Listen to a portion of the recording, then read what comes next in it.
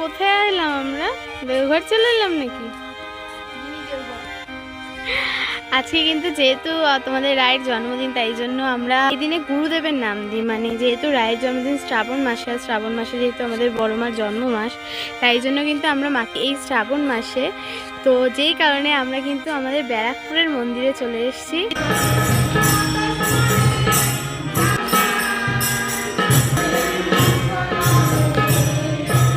কি মা, কোথায় এসছো আজকে?